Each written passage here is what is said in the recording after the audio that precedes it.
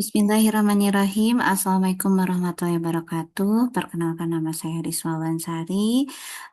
Pada kesempatan kali ini saya akan memaparkan hasil asesmen diagnostik yang telah saya laksanakan pada peserta didik kelas 12 di SMA Negeri 5 Tasikmalaya sebelum pembelajaran materi persamaan lingkaran dimulai. Melalui asesmen ini, saya ingin mengetahui kondisi awal peserta didik baik dari aspek kognitif maupun non-kognitif sehingga pembelajaran yang dirancang benar-benar akan sesuai dengan kebutuhan mereka.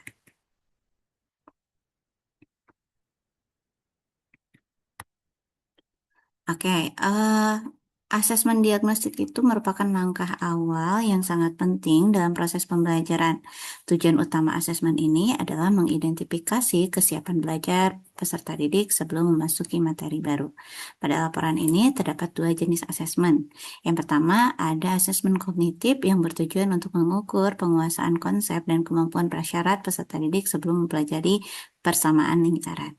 Nah, yang kedua ada asesmen non-kognitif yang bertujuan untuk menggali motivasi, minat, gaya belajar, kepercayaan diri, kesiapan belajar, serta faktor lingkungan yang dapat mempengaruhi proses belajar. Dengan mengetahui kedua aspek tersebut, diharapkan guru dapat merancang pembelajaran yang lebih tepat sasaran dan berdiferensiasi. Untuk pelaksanaan asesmen sendiri ini dilakukan sebelum pembelajaran dimulai pada minggu awal. Peserta didik mengerjakan asesmen kognitif itu untuk mengetahui pemahaman konsep prasyarat, sedangkan untuk asesmen non-kognitif dilakukan menggunakan angket yang saya buat melalui Google Form yang berisi pertanyaan mengenai kesiapan belajar mereka, motivasi mereka, kondisi psikologis, lingkungan belajar, serta karakter peserta didik. Data yang diperoleh kemudian dianalisis sebagai dasar untuk menentukan strategi pembelajaran yang akan diterapkan di kelas. Untuk waktu pelaksanaannya sendiri, waktu untuk asesmen non-kognitif pada tanggal 27 Juli, sedangkan untuk yang kognitif esok harinya pada 28 Juli. Nah, untuk yang bagian asesmen kognitif, instrumennya disusun berdasarkan materi prasyarat yang harus dikuasai oleh peserta didik sebelum mempelajari persamaan lingkaran. Soal-soalnya terdapat 8 soal yang diberikan itu untuk mengukur pemahaman konsep dasar, kemampuan menyelesaikan masalah, serta penalaran matematis. Hasil dari instrumen ini akan menunjukkan tingkat kesiapan awal peserta didik sehingga guru dapat mengetahui siapa yang membutuhkan penguatan maupun pengayaan. Adapun cakupan materi yang saya berikan di asesmen kognitif ini mencakup materi teorema Pythagoras, unsur-unsur lingkaran, persamaan kuadrat, dan penerapan kontekstual untuk menunjang materi yang akan dihadapi oleh peserta didik yaitu persamaan lingkaran. Hasil asesmen kognitifnya berdasarkan hasil asesmen dari 35 peserta didik diperoleh bahwa 63% itu berada pada paham sebagian atau dalam kategori sedang. Artinya sebagian besar peserta didik telah memiliki pemahaman tetapi masih terdapat konsep-konsep yang belum dipahami dan dikuasai secara menyeluruh. Hasil ini menunjukkan bahwa kemampuan awal peserta didik ini cukup beragam dilihat dari hasil diagram lingkarannya. 20% berada pada kondisi peserta didik yang sudah paham utuh atau dalam artian sudah pemahamannya tingkat tinggi, dan untuk yang rendah itu di sekitar ada 17% atau kurang lebih ada 6 siswa. Berarti nanti hasil dari asesmen ini menjadi tolak ukur untuk memberikan perlakuan kepada masing-masing peserta didik. Untuk kebutuhan belajar dan strategi guru berdasarkan hasil asesmen kognitif, peserta dikelompokkan menjadi 3 kategori. Yang pertama ada kategori rendah atau belum paham, berarti belum memahami konsep dasar, memerlukan bantuan saat mengerjakan soal. Kebutuhan belajarnya bisa jadi remedial, penguatan konsep, latihan bertahap, dan untuk strategi pembelajarannya pendampingan intensif, scaffolding, tutor sebaya, dan latihan sederhana. Dan untuk yang kategori sedang, ada terdapat 22 siswa. Ini merupakan siswa yang memahami sebagian konsep tetapi masih kurang konsisten pada soal penalaran. Nah, untuk kebutuhan belajarnya yaitu penguatan konsep dan latihan yang bervariasi. Strateginya bisa dengan diskusi kelompok, latihan bertingkat, umpan balik, dan pembelajaran berbasis masalah. Nah, sedangkan untuk yang kelompok tingkat tinggi ini berjumlah 7 orang, mereka sudah menguasai konsep sehingga diberikan yang akan diberikan yaitu diberikan pengayaan berupa proyek atau tantangan soal-soal hot serta kesempatan menjadi tutor sebaya. Nah, setelah tadi sudah dibahas mengenai asesmen kognitif, kita beralih ke asesmen non-kognitif. Nah, untuk asesmen kognitif non-kognitif, saya juga melakukan asesmen yang non-kognitif yang terdiri dari 5 dimensi, yaitu mengenai kesiapan belajar, lingkungan belajar di rumah, kondisi psikologis, pergaulan, serta karakter dan motivasi belajar. Nah, kelima aspek ini penting karena keberhasilan belajar itu tidak hanya ditentukan oleh kemampuan akademik saja, tetapi juga dipengaruhi oleh kondisi emosional, sosial, dan lingkungan peserta didik. Tadi sudah saya jelaskan juga di awal untuk asesmen non kognitif ini berupa pertanyaan angket yang saya susun eh, di Google Form sehingga bisa diakses oleh anak dengan mudah. Nah, hasil asesmen non-kognitifnya dari 34 murid, mayoritas 76% itu berada pada kategori kuning dan memerlukan perhatian meski belum kondisi darurat.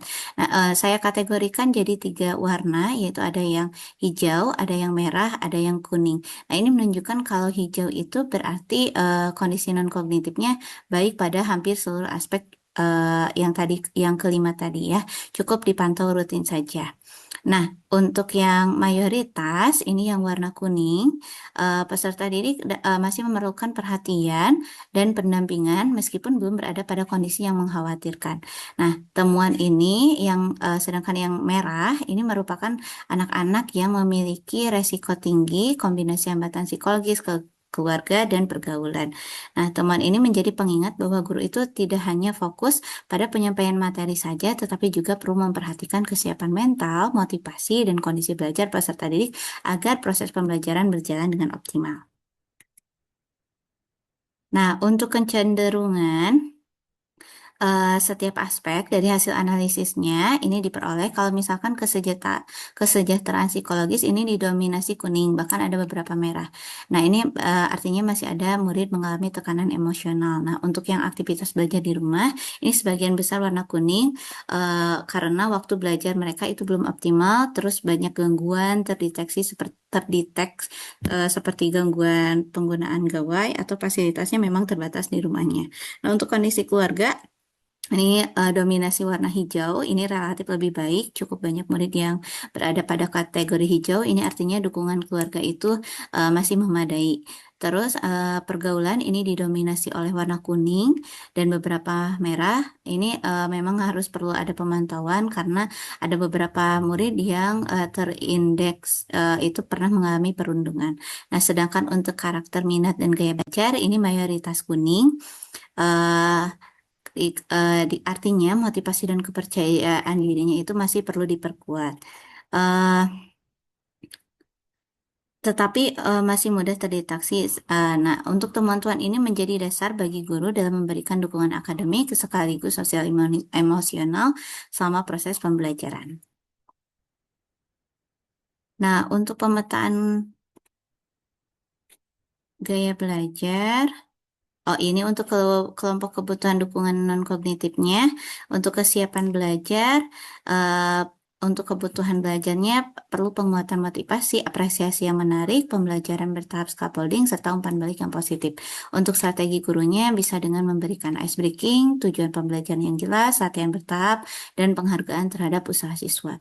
Nah, untuk lingkungan belajar di rumah, ini banyak siswa yang belajarnya itu masih hanya sekitar 30 menit sampai 1 jam aja per hari. Nah, ini merupakan jadi warning buat kita karena sebagai guru karena banyak faktor yang menjadi siswa belajarnya hanya sebentar di rumah, terutama karena rasa lelah, media sosial, dan lingkungan rumah yang ramai dan kurang pendampingan belajar. Nah, untuk kebutuhan pembelajarannya mungkin yang akan dirancang pembelajaran yang fleksibel, tugasnya realistis, serta penguatan keterampilan belajar mandiri. Untuk strateginya, memberikan tugas yang terstruktur, menyediakan materi digital yang dapat dipelajari ulang, dan memberikan kesempatan konsultasi di luar pembelajaran. Nah, untuk profil psikologis ini, sebagian siswa ini mengalami tekanan emosional ringan, mudah lelah, dan kurang percaya diri ketika menghadapi materi sulit. Dukungan emosional lingkungan, kebutuhan belajarnya, perlunya dukungan emosional, lingkungan kelas yang aman, dan pembelajaran yang tidak menimbulkan kecemasan. Untuk strateginya, mungkin kita sebagai guru bisa memberikan afirmasi positif, membangun budaya kelas yang suportif, serta menghindari membandingkan kemampuan antar siswa. Untuk pergaulan sosial, ini sebagian siswa ini memerlukan perhatian terhadap hubungan sosial di kelas serta kemampuan kerjasama. Nah, untuk kebutuhannya mungkin kita bisa melakukan aktivitas kolaboratif yang membangun komunikasi dan saling menghargai. Nah, untuk strateginya bisa menggunakan model PBL, PJBL dengan pembagian kelompoknya yang heterogen. Nah, untuk karakter dan motivasi, sebagian siswa ini memiliki motivasi belajar sedang, tetapi mudah terdistraksi dan kehilangan fokusnya. Untuk kebutuhan belajarnya ini perlu penguatan disiplin belajar dan pengembangan self-regulated learning. Nah, untuk strateginya membantu siswa membuat target belajar, refleksi pembelajaran, dan monitoring perkembangan secara berkala. Next, untuk pemetaan gaya belajar, ini ada 3 gaya belajar yang saya analisis, yaitu terdiri dari visual, auditori, dan kinestetik. Nah, ini hasil dari analisis asesmen mengenai gaya belajarnya. Di sini terdapat beberapa anak yang memiliki lebih dari 2 gaya belajar. Nah, peserta didik dengan gaya belajar visual itu menyukai gambar, diagram, video, dan warna, senang menulis, dan juga membaca. Nah, untuk langkahnya atau strategi pembelajaran yang bisa dilakukan adalah membuat pembelajaran yang berbasis infografis, video pembelajaran, GeoGebra, PowerPoint, mind map, LKPD, rangkuman latihan soal, dan jurnal belajar. Nah, untuk yang anak-anak yang menggunakan metode auditori, ini karakteristiknya biasanya mudah memahami kalau misalkan melalui penjelasan dan diskusi. Nah, untuk strateginya bisa dengan diskusi kelompok, presentasi, tanya jawab, dan penjelasan secara verbal.